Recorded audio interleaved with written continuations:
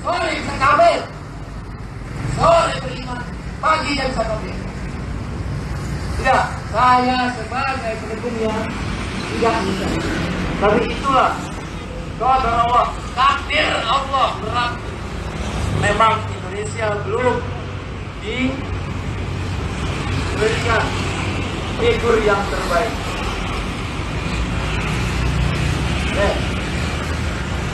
Ya, hari ini sejumlah elemen massa dijadwalkan akan menggelar aksi unjuk rasa menolak hasil pemilu curang di depan gedung DPR RI.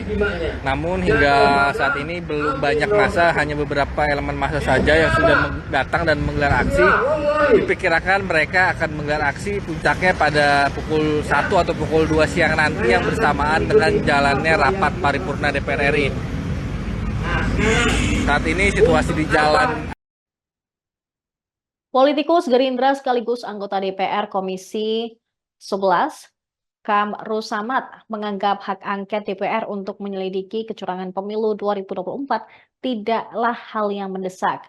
Dia juga mengatakan yang diperlukan saat ini adalah hak-hak sopir angkot. Hal itu ia lontarkan dalam rapat paripurna DPR di gedung DPR Senayan, Jakarta pada Selasa 5 Maret 2024. Kamru Samad menjelaskan bahwa anak-anak sopir angkot belum jelas masa depannya terkait pendidikan. Dia menyebut para sopir angkot belum tentu bisa memenuhi kebutuhan dasar keluarganya. Untuk itu, Kamru Samad mengingatkan bahwa jangan sampai kubu yang tidak siap kalah dalam pemilu 2024 malah menunjukkan respons terburuk sepanjang reformasi. Dia juga heran mengapa kubu yang kalah malah menuding pemilu 2024 curang. Sementara itu sebelumnya anggota DPR RI fraksi PKS, Aus Hidayat Nur, menyuarakan hak angket dugaan kecurangan pemilu saat pembukaan sidang paripurna DPR. Aus mengatakan hak angket kecurangan pemilu untuk mengklarifikasi sejumlah masalah yang ada dalam penyelenggaraan pemilu tahun ini. Apalagi hal tersebut juga telah menjadi sorotan masyarakat. Aus menegaskan pelaksanaan demokrasi harus tetap dijaga agar terlaksana dengan jujur, bebas, dan adil. Karena itu, dugaan kecurangan pemilu kali ini harus direspons secara bijak dan proporsional. Nantinya jika kecurangan pemilu terbukti, maka bisa ditindaklanjuti dengan penindakan sesuai undang-undang yang berlaku.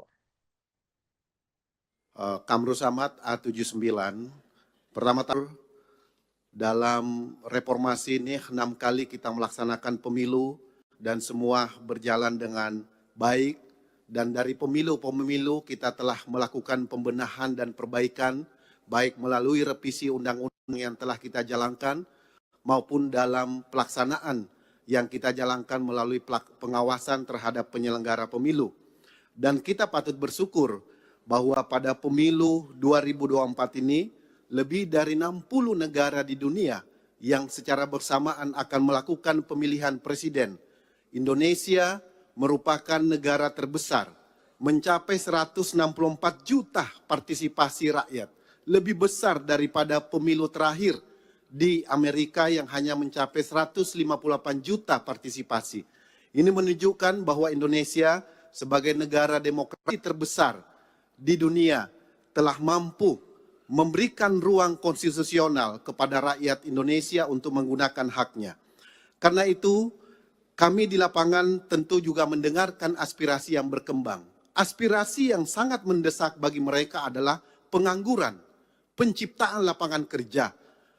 Bukan hak angket, yang diperlukan mereka justru adalah hak para sopir angkot. Hak para sopir angkot, ribuan bahkan puluhan ribu yang anak-anaknya mereka, masa depannya, sekolahnya belum tentu mereka bisa memenuhi kebutuhan dasar mereka.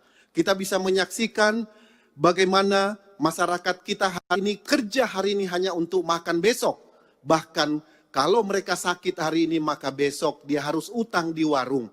Inilah aspirasi yang sangat mendesak, yaitu menciptakan lapangan pekerjaan. Dan karena itu saya ingin mengingatkan, jangan sampai respon dari teman-teman yang tidak siap kalah menunjukkan dalam sejarah kita merupakan respon terburuk sepanjang pemilu reformasi ini. Kenapa demikian? Karena belum menggunakan instrumen hukum yang telah digunakan, disiapkan disediakan oleh undang-undang sudah menuduh pemilu ini curang.